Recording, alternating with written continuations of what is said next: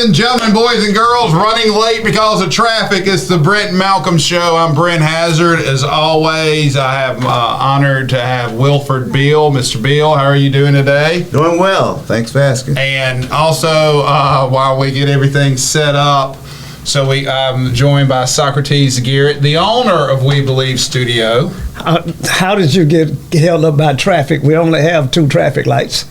We have more than 2 traffic lights. I didn't. Probably the reason he doesn't know he's only provided 2 through Socrates Garrett Enterprises. I have a special lane for me. Oh, do they? That's right. That's right. You know, they have the lane that you have when you go to urban cities that have population where you can only travel 2 or more in a car, and they have the express lane. So they have a jackass lane in Mississippi? I didn't know they had that. Do they have that in Detroit, jackass lane? They're called HOV, high occupancy vehicle lane. There you go. There you go. Anyway. There you go. This lane's for you, Bob. Let me get straight into this nationally. We had a little banking crisis since we met. Mr. Bill, your thoughts, your observations. Should we be bailing the banks out? Should we be... Right now, deposits are guaranteed up to $250,000, but the federal government came out and said we're insuring everything, every deposit. And for those who do not know, the Silicon Valley Bank had a lot of tech investors, and they exceeded the $250,000. I know Roku, who we believe has a channel with, they came out and said, I do believe we have $568 million in that bank. So the federal government said, hey, y'all stop worrying. But the closest it got here, they froze trading on Regions, reported through some national media that following Monday, a couple weeks ago. Your thoughts on what was the cause, in your opinion, and your thoughts, should we be bailing banks out? We should be bailing the banks out to the point that they were incorporated under the federal statutes. Anything beyond that, then those depositors must be responsible. However, it's a foreign thought of mine that the bank's failure may have some residuals of the Bitcoin issues. Well, I mean, I do believe now. Actually, Bitcoin has gone up since the bank issues, but yes, I think with all the crypto issues and that's tied into the high interest rates. I was watching some documentaries or some videos about it, and they have said, like in the 80s, we increased interest rates at a very rapid pace. Right now, we're increasing them at the fastest pace in the history of the country. That caused the investment in bonds to be a bad investment in the short term, because no one anticipated the interest rates going up that high. Socrates, your opinion on should we bail out the banks? And I have a follow-up question. Yeah. Go ahead, sir. Well, first of all, I'd like to offer a correction. I think when you say Regions Bank, you create a lot of concern in the local community, because we have... I mean Regions Financial Bank. They froze trading on Not the Regions. Yes, here. I think it's regional. No. I think you need to check that, because I don't want to have a run on Regions Bank here in Jackson. Would you lose a lot of money, Socrates? Well, more than I began with, that's for sure. And so I want to make absolutely certain of that, because in my information says that it's regional bank. And what, I'll pull it up, Sunshine. I'll pull it up. Do we have a little wager on it, maybe for charity? No. Maybe for charity? Charity begins at home. That's what I'm working for. Home. So that could be a lot of things. While you're looking that up. And the other thing is that on the interest rates, I think the interest rates increase were suspended. And so it's not going to increase anymore, because... Wait, the Fed's supposed to increase. I know. My understanding is that they are going to suspend the increases, and they're going to try and deal with inflation in a different way, because no one can afford to buy any homes anymore with, there's a tremendous pin-up market for housing in America, and you cannot do that. Hang on. Yeah. Now, this is Newsweek. Go ahead. Newsweek? Go ahead, Newsweek. Does that say Regional Financial Corporation Commerce stock? It did, but where they headquartered, that might help you out a little bit. That is the people who own Regions Bank. That's in Florida. That's them, partner, because I got a little money in there too, and it was not widely. Now everything's fine now. Yeah. The government's come in and stabilized it, but you didn't even know your own bank was a little concerned. No, I thought Regions was headquartered in Birmingham or Chicago. It's not Chicago, it's a Southern Regional Bank. But Jackson Jambalaya was the only one that reported, it was reported nationally that they suspended, because this happened on a Friday, and then you had the Signature Bank went down, and then that Monday, they froze trading because people were panicking. Right. And it doesn't say anything that Regions is bad. I've been with them for 20, 30 years. Yeah. But what I'm saying is this panic out there. Now, this is the first I'm hearing about the interest rates, but like I said, I was watching some day traders or some other bankers discuss this, and they basically said this is the Fed's issue. The Fed's trying to correct inflation in a way they've never done it this quick, and that they're trying to correct it. But also, as a society, we became accustomed to having our cake and eating it too. Low interest rates with a lot of money supply, with the government printing off a lot of money for COVID. Now, I understand, Paul Kruger from New York Times economist Princeton said, when you're falling out of a building, you don't try to be rational. But at some point, we've got to stop. Everything's not a crisis. Well, it will be a crisis if you don't take care of these depositors. If, in fact, you allow the banking system to collapse, or if you allow the trust of Americans to be diminished because of the way it's being managed, then you will have a crisis. And so I think that the president and his team are exactly right, that you got to make everybody whole. Capitalism clearly is, buyers beware. I get that. But the banking system is so critically important to how capitalism works in America's trust until you cannot afford for it to collapse. Barack Obama didn't allow it to happen, and Biden shouldn't allow it to happen today. And my issue is this. No one, and you said it, I think, Mr. Bill, no one's bailed, and you won't turn your phone off when we're on the air? I mean, I know this is your first time on the air. Someone's phone's beeping. It ain't over here. But it's okay, Detroit. You figure it out when you can.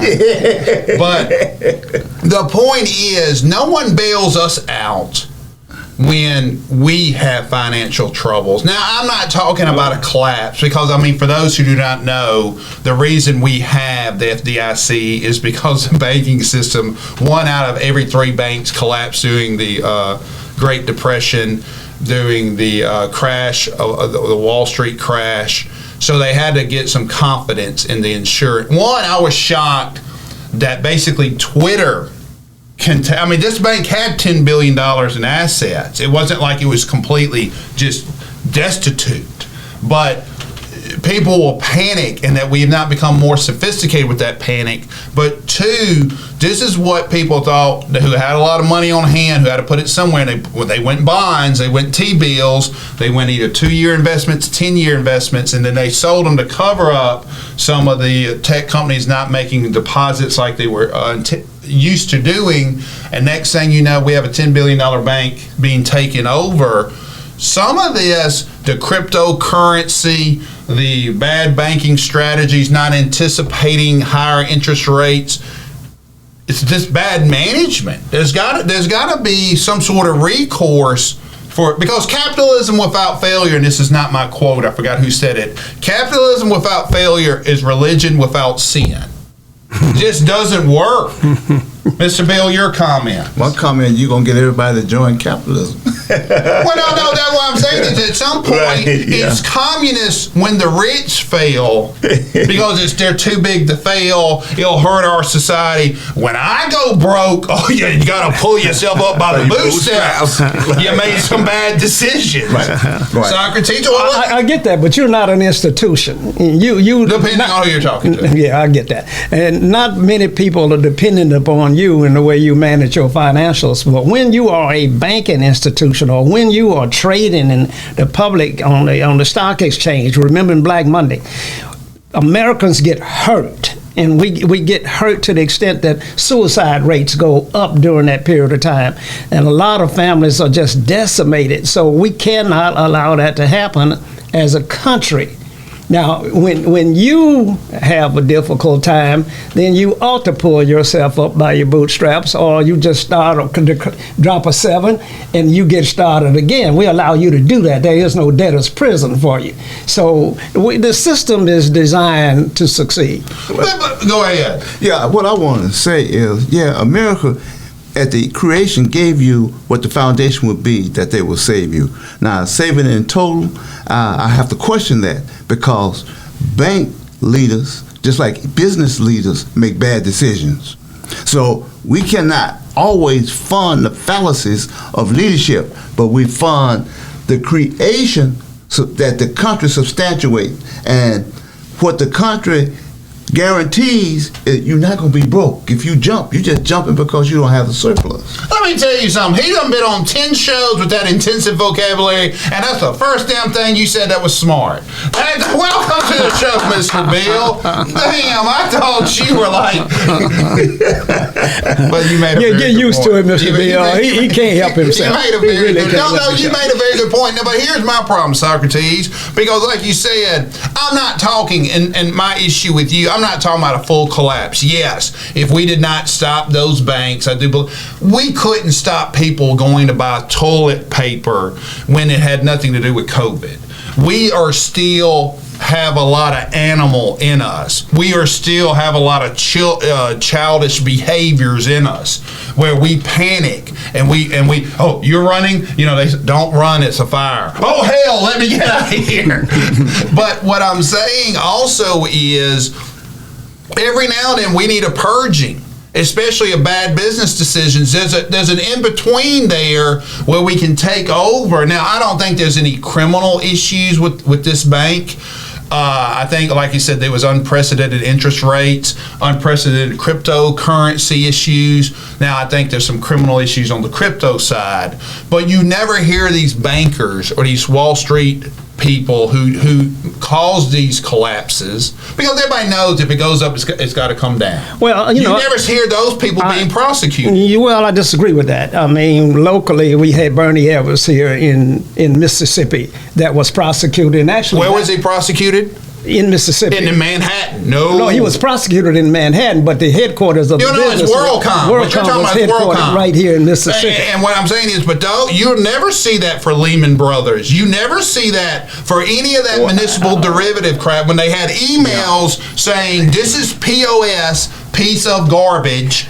That's not what they stood for. Yeah. But and they knew it. Well, I'm not certain that we haven't seen people punished for their behavior. I mean, the junk market. They take away their $200 million bonus and they're stuck with their four houses. There are some criminal charges brought about against that. Even the president has said that he wants to see the managers of these banks and institutions charged. He wants them to be punished for their behavior, and especially when the chairman of the bank sold $4.5 million worth of stock in the last money, how that happened? Yeah, I mean, so that kind of behavior and activity, he wants to punish them individually. And I understand that they said they will never work in banking again. So that's not a punishment. No, that's not. Is that one? Who's gonna hire you? Hey, the guy who's captained the Titanic will no longer drive a boat. Well, way to sacrifice there, with Captain. local brands on both arms, they won't get back no more. Yeah. Yes, I'll be a private investor. I mean, I want them to see them in parchment. I want them. Now, see, this is what kills me about our Republican DAs. That lock up Hillary, Hunter Biden, but you never hear a Republican DA say, these banking, these Wall Street, these coke using, we need to get them in Kansas. We need to get them in Rankin County because, like you said, what ultimately is hurt is our 401ks. Yeah. And the biggest 401ks are the public officials. So, and let's be honest, I see the securities fraud cases, and I don't even know if this might be unfair to you and Mr. Bill. The AG's office used to handle securities fraud cases because we were the 40th, Mississippi was the 40th biggest retirement plan in the nation. California teachers is one, but because firemen, teachers, everybody was combined in Mississippi, we were at the top of the list. And a lot of them didn't want to sue. Jim Hood was suing. I pitched to the Hinds County DA, Robert Smith at the time, and Jim Hood, let's just prosecute them in Jackson. Let's just prosecute them in Jackson and just one at a time bring your Harvard silk stocking ass on down here and explain how you got, I mean, right now. What do you have against Harvard, Brent? I mean, why do they have to be silk stocking asses? Have you not seen? I mean, what's up with that? Is it Inside Bank, the 2010? There's a 2010 documentary about the mortgage crisis and derivative crisis. And I'll look it up during the break. We're about to take a break. But it's one of those things where when you saw these professors come in front of Congress and they speak in Princeton and Yale and Harvard and Stanford, what they don't tell you is the damn bank has bought 1 million books by Professor Johnson. And Professor Johnson saying, oh, these banks have done everything they could, or they ain't told you that Professor Johnson's on their speaking tour and they're getting an extra $250,000 and their speaking tour happens to be in Paris and Hong Kong. And what I'm saying that's is, the way this works, Brent. Exactly. And what I'm saying, I'm fine with that as long as it works for us. And who is us? Mississippi has to understand that you can want to live anywhere, you only from certain places. Am I right about that, Mr. That's Bill? right. And what I'm saying is, if we don't have our elected officials, Republican or Democrat, say, did you steal for some of my white and black teachers? Yeah. Come on down. Come on down in front of 12 of us. Didn't we have a Republican state auditor that brought the charges against the people that embezzled the money at DHS? Oh, Shad White. I love Shad White. Okay, is he a Republican? He's a Republican. Okay, and so he brought these charges. Yes. Now, I assume that he had the assistance of the local Democratic DA, Jody Owens. And look, I'm giving criticism for not indicting Brett Favre or Governor Bryant. Ted DiBiase just pled guilty. Not Ted, Brett DiBiase. Ted's son just pled guilty. Jody needs credit for that. Now, I think it was... What role did Jody play? Jody's playing a prominent role because a state auditor doesn't have prosecutorial powers. Now, whenever the feds are in charge, to be fair to any state officials take back seats to feds. But what I'm saying is Jody has his indictments. I believe... Go ahead. Are you saying that the state auditor is not responsible for the indictments that have been given to the people in the DHS scandal? He's responsible for the investigation. That's it. But all he can do with the investigation... who's indicting these people? Jody Owens. Yeah. A local Hinds County district attorney is indicting Brett Favre and... Well, no one's indicted Brett Favre or Phil Bryant, but they working... If you notice, they work together. If you plead in one... But right now, the feds are leading it. So Jody Owens is responsible for the indictments in the state courts, Hinds County. But let me say this, and once again, this isn't a criticism of Jody. This criticism goes back to Ed Peters. The Hinds County DA is the most powerful position, in my opinion, in the state. Because you can open a grand jury on Haley Barber's pardons. You can open a grand jury. Allegedly, Tate Reeves' wife's book got published with some DHS money. You can open, and you don't have to talk about grand juries. You can just subpoena you. You can subpoena me. You can subpoena, and then when people ask you, can't talk about that. Any corruption, beef plant, any corruption, WorldCom. you can get the Hines County, because everything has to go through Jackson. But anyway, we're running out of time. Ladies and gentlemen, please remember, my good friend and partner, Malcolm Johnson's not here tonight. He's out there campaigning. Keep him in mind when we're talking about public corruption, when we're talking about being accountable. Malcolm has been accountable, either coming on this show and dealing with Mr. Bill and I, or has made his career where he's accountable. Keep him in mind for District 5 coming up on August 4th for your supervisor. But we're going to be right back with more of these comments and conversations. Looking for the hottest content in the city of Jackson and surrounding areas? Check out WeBelieveDigital.com. Also follow us on Facebook, Instagram, TikTok, and YouTube. We Believe Digital Podcast is here for all your podcasting needs. With so much going on day to day, we lose track of what's important. Sometimes we get lost, we lose ourselves, and we forget that our personal care is important. Self-care is checking in on our physical and mental health and making sure we are using and putting good things into our bodies. It's when we take time, real time, to connect ourselves back to a beautiful, healthier, happier you. Join me and an expert lineup of speakers on April 1st as we teach you the real meaning of self-care. This will be an empowering and enlightening time to help you get and stay in tune with yourself. Invite a friend, invest in yourself, and let's all learn the true meaning of self-care. You need it, you deserve it. I can't wait to see you transform from the inside out. Welcome back to the Brent and Malcolm Show. We were talking about Socrates. You could not believe I said a black Hinds County District Attorney is the most powerful man. Could be the most powerful man in the state. I have not seen any evidence of that power. I know Jody Owens, and he's a fine person, but I don't see him waging that kind of power in this deep red state of Mississippi. So I think that the Lynn Fitch, the Attorney General in the state of Mississippi, is the number one prosecutor in the state of Mississippi, and she can call Jody Owens to the side and set him down anytime she chooses to. Actually, no, because Robert, if you remember, Robert and Jim Hood got in a fight about that over whether some drug dealers got indicted or not.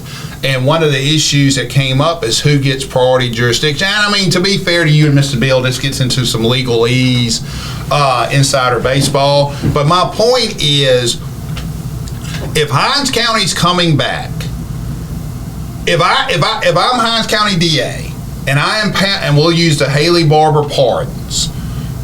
Everyone was pardoning 80 people, 50 people, 60 people. Haley busted the record for 200. Jim Hood got involved, but he never impaneled a grand jury.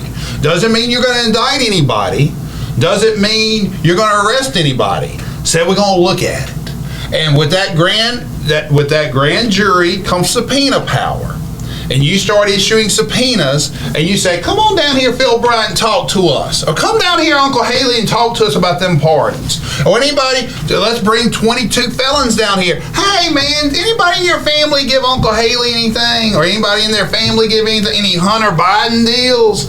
And you ask them this. And then you say, oh, you remember you under perjury. Don't lie now. You don't lie. Imagine the power if Jody Owens and Jody Owens invited Phil Bryant and Brett Favre down to the grand jury. Even if they took the Fifth Amendment and it's supposed to be sealed, just like we know supposedly Trump is supposed to get arrested this week, things get out. Me personally, I was down there filing a case about a month ago or 2 months ago. I don't know who they were with, but what happens is, if we're representing Brett Favre or we're representing Phil Bryant, there's a group of us, and there's only certain attorneys that will get that job. And you'll see them coming out. You're like, oh, it must be grand jury week. And you know, who?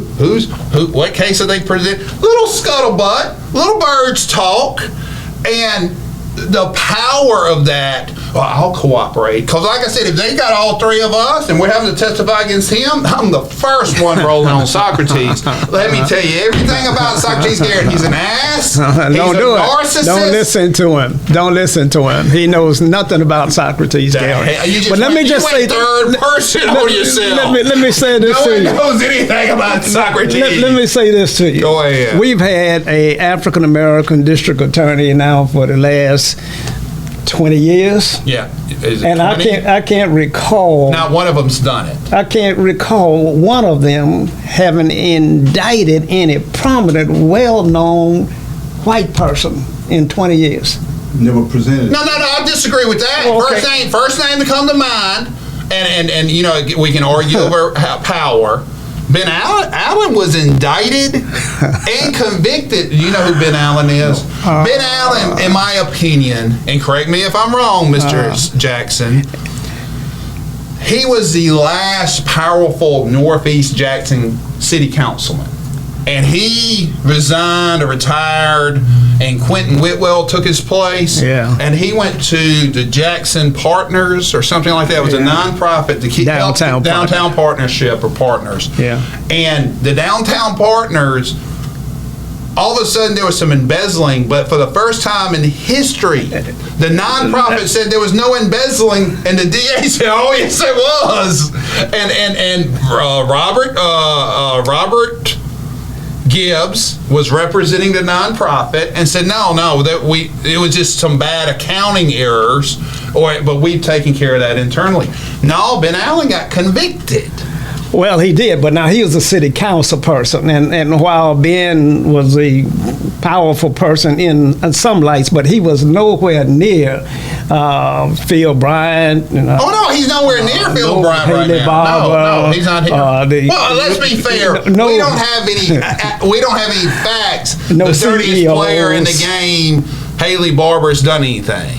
I don't recall them indicting anybody on the Chris Epps scandal. There was a white guy, McCory. I think McCory was a representative. But anyway, I'm glad to learn that the DA has that much power. I do, okay. And I will be asking Jody. I will be asking Jody when I see him. Why is it that I don't feel that he is as powerful as you have described him to be here today? Oh, look, and this is it. Well, let's turn it around a little bit, Mr. Bill. Bring you back in. Who's allegedly indicting or arresting Donald Trump this week? Are you familiar? I'm not familiar with who's going to do it. It's the Manhattan DA. Right. It's not the federal DA. It's the state DA, an African-American gentleman that Trump leaked it and tried to preempt it. And I think that's what Brett Favre's defamation suit was. Sometimes the best defense is a good offense. But what I'm saying is state power, sometimes when you're elected official, state DAs and Hinds County prosecutors, we figure it out on the way to the courthouse. We don't have the resources. We don't have the money. Sometimes we don't even have wiretaps. The indictments in state court in Mississippi are usually a paragraph that says Brent Hazard sold cocaine, and it quotes the statute, he violated da-da-da-da-da, and that's it. A federal indictment is usually like, 42 pages, because they've been through your cell phone, they got your text, and I'll tell you why. No one cared how many cases I lost. No one really did. They wanted me to be aggressive. You are promoted in the federal system on how many losses you have or wins. And someone once told me, when a friend of mine was in the system, they said, if you're a 92% conviction rate, you might as well quit. That you're not getting any promotion. And I'll give you an example. God, I can't think of his name. The gentleman who was prosecuting a guy named Mike Watts. He spells it Mike McHale, but it's Michael Watts. I know Michael. He was the #1 donor of the Obama administration in 2012. Not of Mississippi, not of Texas, the #1 donor. And there was an issue where he was alleged to be forging Vietnamese fishermen's signatures on BP cases. He was indicted. They couldn't charge him in Texas because he was too powerful. They couldn't charge him in New Orleans. So John Dowdy, who was head of NBN, was a federal prosecutor, said, I'll do it, and they took him to Gulfport. Dowdy lost that case, went to NBN, couldn't stay in the federal system, got appointed head of NBN, then there's an allegation that he was trying to fix his son's case. Last time anybody heard of Mr. Dowdy, he was an assistant prosecutor, assistant ADA in Lawrence County, Mississippi. You fall quick. So that what I'm saying is Ed Peters didn't use it, but under the criminal system, anytime there's a statewide scandal, the Hinds County DA has jurisdiction of it with the Attorney General, with the feds. Wow. Let me say this. Since we went into this deep dive, this is what you'll hear him say. I'm too busy doing criminal violent work. You know, I got too much to go on. No, this is what they tell me in the past. Yeah. This is how you get around that. You get your law schools involved. Right now, the New Orleans DA gets Morris Bart to review cases. You get people to do pro bono work, and you build your staff up, because you're going to war if you're taking on a Brent Favre or Phil Bryant or something like that. I haven't seen one press conference that the DA had regarding the DHS scandal. I've seen he had a press conference. No, I disagree with that. I see Chad White in the news every day almost about the scandal. He is trying to make it clear that he doesn't have the power to indict, which I do not believe that's No, it's the case. constitutional. He has the power to influence the indictment beyond some meager position. That's a different situation. And so he is responsible for the indictment of these people on the DHS scandal more so than the DA is. I believe that now. I believe he says, Jody, you know, here's the situation. Here's my No, he gives them the report. He gives them the report. And here's my recommendation. Here's what I think you ought to do. Now, let me go ahead and jump on your side. Shad White called Phil Bryant a whistleblower. That was 100% politics, and that's because, I don't know if you know this, Phil Bryant nominated Shad White as auditor. But Phil Bryant was not a whistleblower. But no, and I mean, once again, to be fair to Jody, when the feds come in, Jody I couldn't take over. When the feds, it's like when the FBI comes in, you can't sit there and say, this is our case, FBI, we're the federals. So once the feds come in, Jody doesn't have the ability. But no, Shad and Jody, now what was interesting, which you've not brought up, which no one's brought up, Shad didn't go to Lynn Fitch. Now, is that because Shad wanted all the credit or didn't trust Lynn Fitch? Because I don't know if you know this. I don't know if you know this, Mr. Bill. Do you know where the majority of Phil Bryant's staff went? No. Lynn Fitch. Because, I mean, as you know, there's only so many people in politics. And when you lose one campaign, you kind of have to find, this is my skill set. If I'm a county attorney or I represent, a public defender, you can't really go into private sector, especially in Mississippi. So you try to find the next candidate. And Phil Bryant was the answer. Well, you tell me this, Socrates. Hey, and this is no way, I'm asking you this because of your knowledge of these individuals. Was Phil Bryant in Haley Barbour's camp or not? Yeah, he was in Haley's camp. Every Republican was in Haley's camp. Everybody follows the orders that are sent down by Haley Barbour in the Republican Party in Mississippi. So everybody's obedient foot soldiers.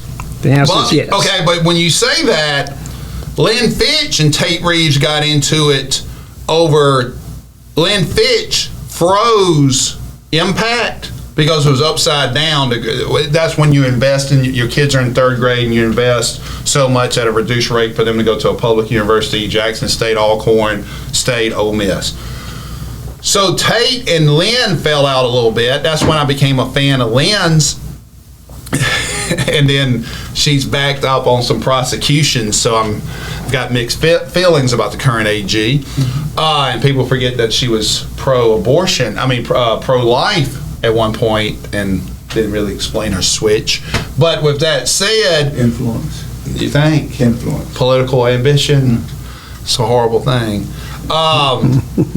So right now, Do you think that Lynn Fitch is part of Haley's camp? Because Tate Reeves is, right? We all agree Tate Reeves, Mr. Bill. And the reason I'm not including you this, do you know a lot about this because you've moved back recently? No, I don't. Okay. Is Tate Reeves, I would call Tate Reeves a puppet of Haley Barbour, fair or unfair? As I said earlier, Republicans are in lockstep. So they get their orders down from Haley Barbour, and everybody else marches accordingly. And that happens not only in Mississippi, that happens in several states, and that's why you see 9, 10, 11 states did not expand Medicaid, because they get their marching orders from the Republican Party. I'll remind you, on these votes that occurred in the Mississippi House of Representatives and the Senate against 1020, notorious bill, the party line, everybody voted along the party lines. And we see it in Washington, D.C. all the time. All Republicans vote in one direction, one way, and all Democrats vote in another. So okay, let me stop you there. Why is that? What happened? Because you used to have people debate, sell their vote in a good way. Because it's just like gangs in East LA. It's colors. We believe in our own. We believe in these principles, and we're going to fight anybody collectively that goes against the things that we want to see happen. It's just a gang. It's the same mentality that the Crips and the Bloods, the Republicans and the Democrats, and America put it that way. To the victor goes the spoils. When you win, you're supposed to win, and all of the spoils go to your side of the aisle, and everybody else suffers. Now, that doesn't hold true in the African American community, because I'll give you an example of I worked extremely hard to get Socrates Garrett, a local elected official, Mayor Tony Yarby, elected to mayor, but no spoils were available, because it just African Americans don't stick together in that way in Democratic nor Republican venues. Oh, no. See, now I would disagree with you there, but I want Mr. Bill's comment. And what my disagreement is, and you and I are going to come back, we got to take a break after I get Mr. Bill's point of view. Mississippians don't stick together because them Chicago Democrats and them Chicago African Americans stick together. They understand you eat, I eat. They understand, because let me go ahead and tell you this. I spent 17 years trying to make Mississippi, and this gets into some technical matters, the antitrust capital. I was going to put a new section at Ole Miss. I was going to have a little niche section of litigation. And these morons around here that were making $400, $500 an hour was like, well, we're against Brent. And I'm like, you're eating from the same table I am, Bubba. So that ain't a black thing. That's just a stupid thing, because like I said, as long as we all eat, we all good. Now we can fight amongst ourselves, but you better make sure this side of the street eats. Now, you brought up Ole Miss. Now, the University of Ole Miss. And what about those Ole Miss Rebels? I've never pulled so hard. Now, I went to Alcorn. I believe in Jackson State. Basketball. But when I was sitting there watching the Rebels play Stanford, every rebound, I was into it. I wanted Yo and the Rebels to win that game with everything that I had. And I am so proud of the way that they played in Stanford and took down that giant. It just sent shockwaves through the world. And see, that's what I'm saying, and that's what I don't get. And I mean, obviously there's a racial history. And well, before we go there, let's be fair to Mr. Bill. Am I wrong, Mr. Bill? Growing up, when you had D's and R's, you had people, let's just say someone wants to build something in Alaska. I could give a rat's butt about what goes in Alaska. But if the right person comes to me and says Hinds County or Greenville, Mississippi is going to get $5 million in this bill, if you vote, I'd be like, man, I don't care what y'all build up there. Give me my $5 million. Whether I'm voting with a Republican, whether I'm voting with a Democrat, I'm doing best for my people. That's the way it's done. But now, I agree with Socrates, everybody's afraid, oh, you voted with them, but it was for the benefit of Mississippi. I mean, let's be honest, people are criticizing Thad Cochran for not being a true Republican. They weren't criticizing when he was down there building houses for people. who, wanted you to pull your bootstraps up until their house got wiped out by Katrina. They weren't criticizing all these federal courthouses he brought to Mississippi. They weren't criticizing all that federal agricultural money that he and Benny brought to Mississippi. They weren't but he's not one of us because he's not cutting back government. Well, how about cutting back your government grant? Where did we lose that negotiation power? I don't know if we lost it, because when we go talk about transportation legislation, there are some on both sides that are going against it, and we would explain to them, like you said, well, this gonna put this in your district. Then they start taking another look at it. But they got the different, agenda items where they stay as a party. But there are different legislations where they're all over the place. Case in point, President Biden, as a Democrat, okay, he voted most of the time with Republicans. We're going to come back, but I want to talk to you about Ole Miss basketball right after this break. But before we go on a break, please remember someone who reaches across the aisle to whites, blacks, Republicans, Democrats, and Malcolm Johnson. Malcolm Johnson's running on to be your supervisor for District 5. Keep him in mind on August 8th. We'll be right back to follow up about Ole Miss women's basketball. Yeah, great. Do you have something to say? Do you want your voice heard? Join the We Believe Global lineup. Be the star of your own show. For more info, call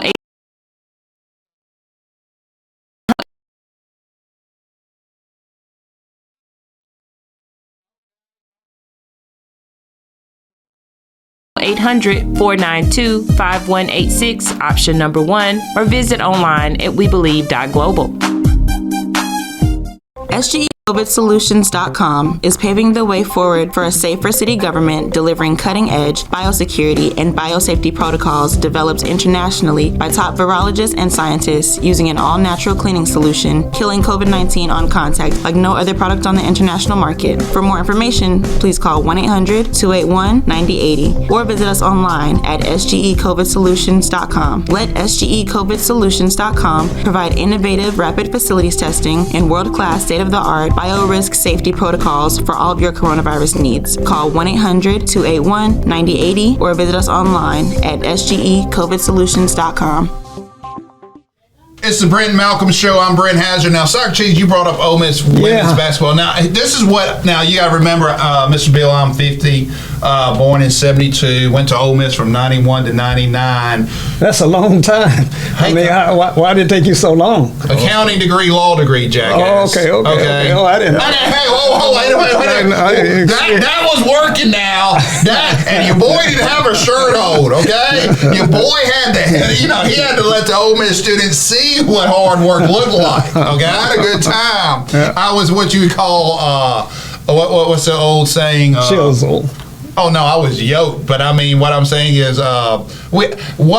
wasn't so much opportunity for social activities in Greenville. I bet not. In the farm. But anyway, when I was growing up, Ole Miss had the number 2 women's SEC program. And it was mostly by African-American women and a coach named Van Chancellor. We could never beat Tennessee, Pat Summitt, they were winning national championships. Well, we were always number 2. And I always got to feel a lot of that came from Jackson, the Jackson female basketball players. And it was always a little frustrating for me as a fan that the men were not following, because I knew there was that natural talent here too. What was your perception? Is that a true perception? Do we have a lot of Jackson, the metro area women go to tremendous amount of talent in the metropolitan area. Well, were they going to the Ole Miss women's basketball program? Well, back then? No, we were going to HBCUs. But back that time, we would have loved to have been able to play Ole Miss in any sport, because we had the talent and we think we would have done well. I know that I went to Starkville to see Alcorn play Mississippi State in the first round, and we won by 2 points, and never got out of there. But that was a highlight of my basketball experience. But there's tremendous talent here, Brent, as you say, and that talent is now going to Ole Miss. What is your perception when you see African Americans go to Ole Miss? Well, first of all, you know, I went to an HBCU. I think HBCUs have a lot to offer.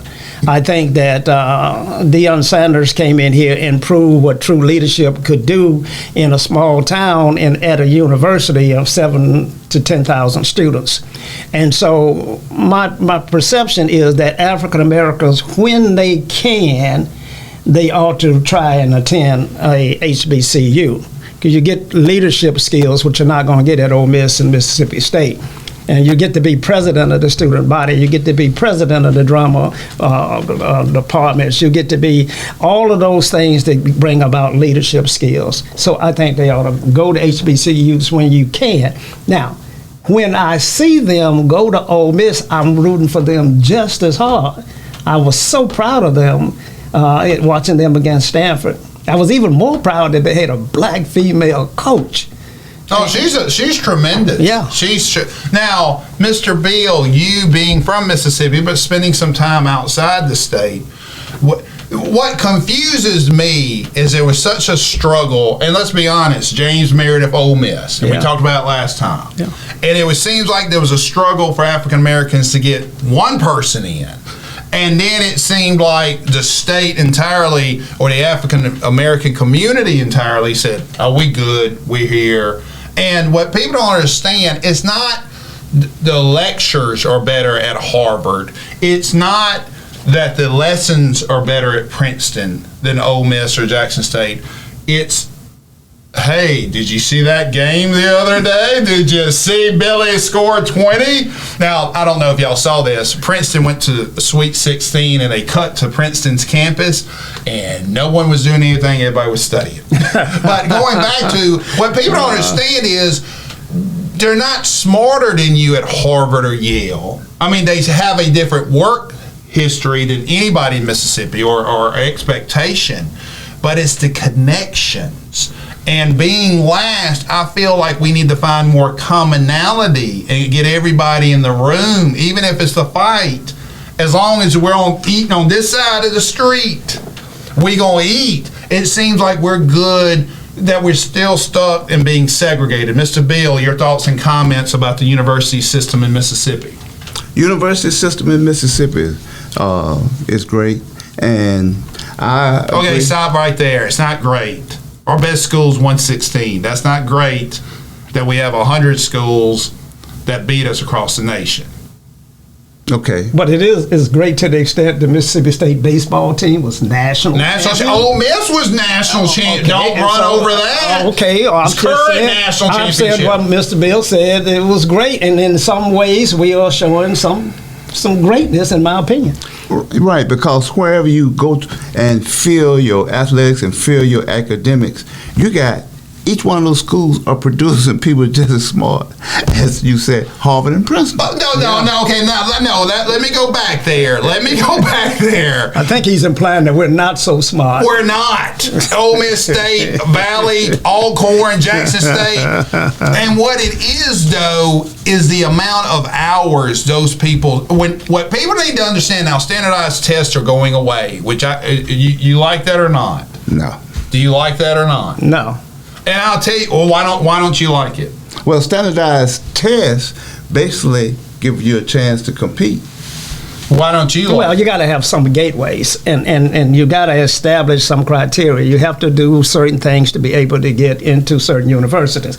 And the reason that our kids don't go to Stanford, it's not because they're not smart enough in many cases, but it's the tuition.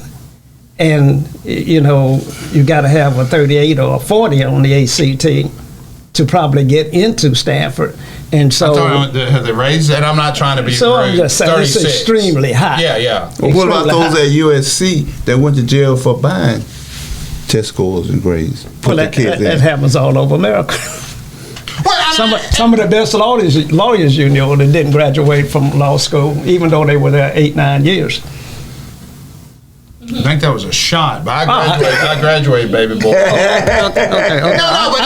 I mean, use me for an example. I made a 30 on the ACT, okay? Oh, that's good. But my family, my dad went to Delta State at night, took one course a year for 12 years to get his business degree, and he just worked. My mom never graduated college. And what I learned is when I was going on, they just wanted me to go to school. They wanted me to go to Delta State. And I was like, no, I'm not going to Cleveland. But what you learn is the people who made it 36 to 35, they're usually teachers' kids, and they've been taking standardized tests, practice since ninth grade. So when I was out there working, or when I was out there working on my jump shot or whatever, they're in there working on their vocabulary tests. Yes. And I'm not being critical of them, but Kenny Stokes, one of my criticisms of Kenny Stokes is that when he was screaming, and look, Kenny's a politician, and let's keep your prayers. I hear Judge Stokes, Cooper Stokes is doing wonderful. Let's everybody keep their thought and prayers about her. But when he was telling people to throw rocks at the Rankin County Police Department, his kids were at the kitchen table studying. That's why I think you have 2 lawyers and a doctor, or 2 doctors and a lawyer. It's the expectations. This is what we're going to accept. And the problem I have with standardized tests is the poor, white, black, whatever, are not sophisticated enough to know, oh, you got to start taking it now in 9th grade. So when you get up to college, now, freshman year, you got to start taking that MCAT for medical school, that LSAT for law school, that GMAT. So you and I go in, oh, we're nervous. It's our first time. We haven't seen the format. Preston over here is taking 72 of them. Yeah. And that's where the economics comes into, and that's where you need to have, I didn't even know this existed. And that's what I'm saying, getting the room, and you get in the room with the best. The Lakers train differently, the LA Lakers train differently than Ole Miss State or anybody else. Sure. And I mean, the issue I have with Deion, and I'll come back to you guys, I think Deion showed what could be done at Jackson State. But he also showed, I have never seen white or black or any race where someone sacrificed self-success for the greater good. Well, I see it all the time in our community. My grandmother's, sacrificed tremendously, and so that her grandchildren could have an opportunity to do things that she couldn't do. So we see it in our community all the time. But I get your point. But I want to ask you about... You mean the community I'm living in right now, Jackson, Mississippi. That community. You just said that. That came out of your mouth. The city of Jackson has all this sacrifice, and that's why Prime went to Colorado. Well, Prime absolutely disappointed me when he left. He came here with a vision. He made the vision plain. We all saw it, and then he abandoned us. You saw, Mr. Bill. Most white people would have let him get away with that, but not this redneck from Greenville. So tell me about the coach that you just hired up there that was just fired out in Texas somewhere for Chris Beard, for domestic violence, etc. And the next month he was at Ole Miss? It was 3 months, but yeah. 3 months later, he's the head coach at Ole Miss. Yeah. How can you do that? How can we say that we're going to hire someone that was just let go for domestic violence in Texas 3 months ago, and now he's the new head coach at Ole Miss? And at the same time, we ruined Mike Vick's career because he was fighting some pit bulls and just destroyed. You're okay with killing dogs? You're okay with killing dogs? I'm not okay. You're okay with killing dogs? I'm not okay with you whipping your girlrill either. I'm not saying that either. Okay. That was happening in Texas, but do you know what he's talking about, Mr. Bill? We hired Chris Beard. No, I'll go ahead and tell you, money talks. Money talks. Oh, we're principles. What are the principles? Money talks. That's the principle we live by in America. Money talks. You know what? You know why poor people never get bailed out? Because let me go ahead and say this: the same principles for poor people or for small businesses. Now, let me say the one exception right now. I've got to call it out so I'm not a hypocrite. City of Jackson's water is getting bailed out by the federal government. And I'm a citizen of the city of Jackson. I'm glad for that bailout. But what I'm saying is the too many citizens that have a bad time doing the inflation or they're told, well, the reason we have to help Amazon is they're job producers, they're to creators. You're not a job creator. Oh, okay, so that allows them to be mismanaged. And Amazon hasn't had anything like that. But no, to be fair, but tech companies are laying people off left and right. And we haven't even talked about AI. But back to your question, what concerns me about Chris Beard, The allegations was him and his wife. His wife called the police in Texas, and let's be honest, this is what rang to me as a prosecutor. How many times did them Texas police come out to your house before they arrested you? Because I know, and I won't say his name because we're cool right now, there was a couple of public officials in the city of Jackson area that were escorted home after drinking a little bit 3-4 times. They said, get in the car. And the 4th or 5th time we wanted to fight him, he or she, they said, we're arresting this piece of garbage. Oh, who are you talking about? Nobody specific. But what I'm saying is, how many times do they come to the I believe I know who you're talking about. You might know him, her, him, her, but he wanted to fight, or she wanted to fight JPD, and they said, we're arresting this idiot. So what I'm saying is, if they reported the arrest, they had been out there 3 or 4 times. 2, at the press conference, you didn't see her.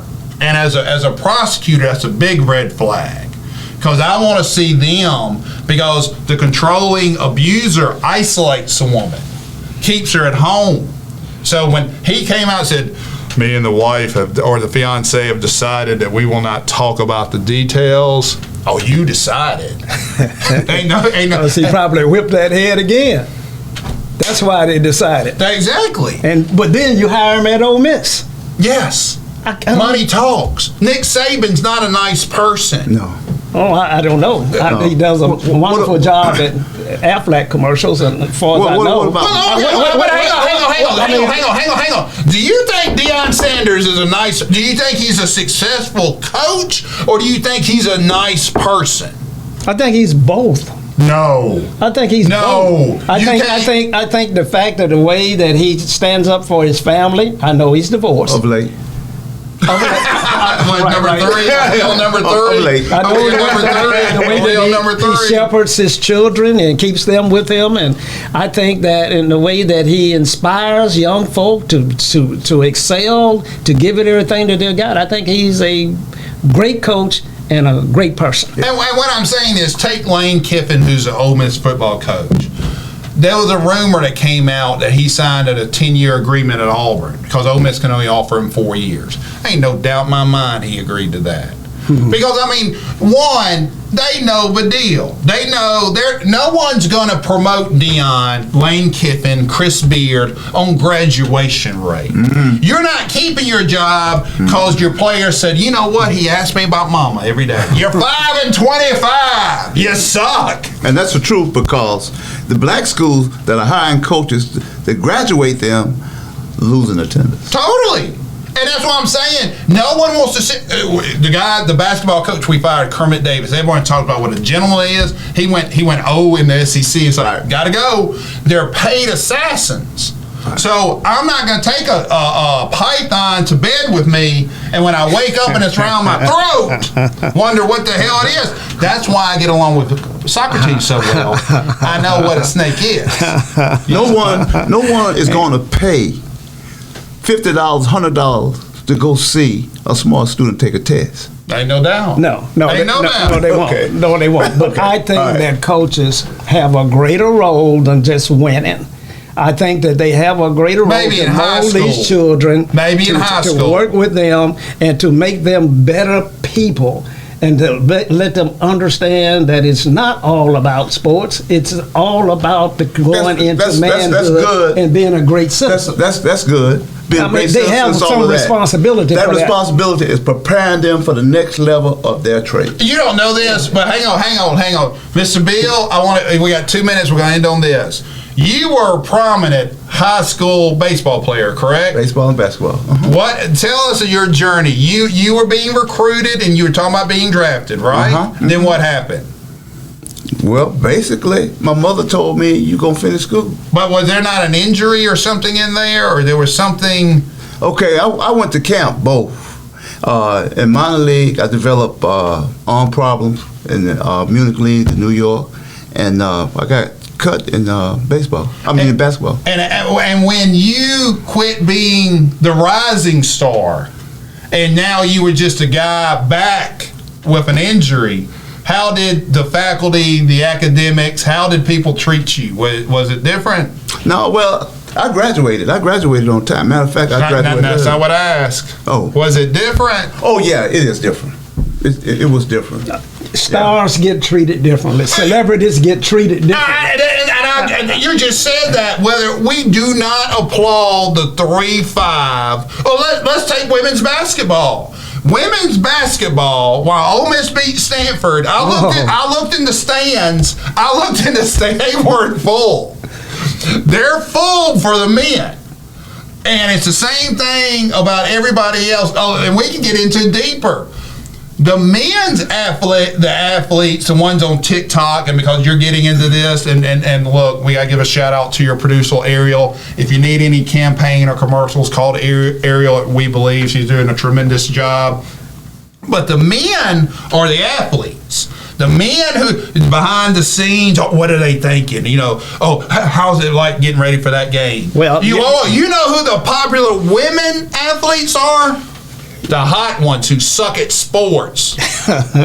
we got a double standard. You guys hire the guy that whips his wife and breaks him head coach at Ole Miss, and then you suspend the boy at the Grizzlies, Morantz, for 8 games. Okay, I don't know who you think that owes, but Ole Miss really didn't have a say in that. He did a video. He had a gun in his hand and he was dancing at a nightclub.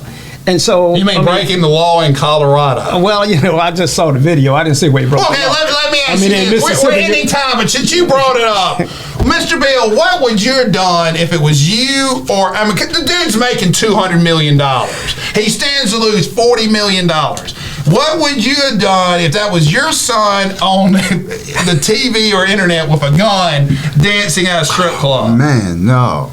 I couldn't bear the thought. My dad would have beat my ass if I was that dumb. Not if he told you he was going to cut you off or your allowance. My dad would have beat my ass. If I don't care how much money I made. I don't think he should be suspended for what he did. I think that is a standard. We got these double standards. So I can come to work at Socrates Garrett, do cocaine in here, bring some strippers in, and you're good with that if it costs you money? No, you can't do that. Okay. You can't do that. But you can't also become head coach at Ole Miss in beating your wife and your girlfriend. So you just can't do those things. You technically can't. You literally can't. I see. You can also become the president of Jackson State. Well, you just fired him, and I don't know why. Allegedly, there's a lawsuit coming out that's going to explain all that. I have no earthly idea why the president. And we're running out of time. Go ahead, Mr. Bill. Last word. Last word. Vote for Malcolm on August 8th. For what? District 5 supervisor. That's a nice last word. Thank you guys for watching. We'll be back next week.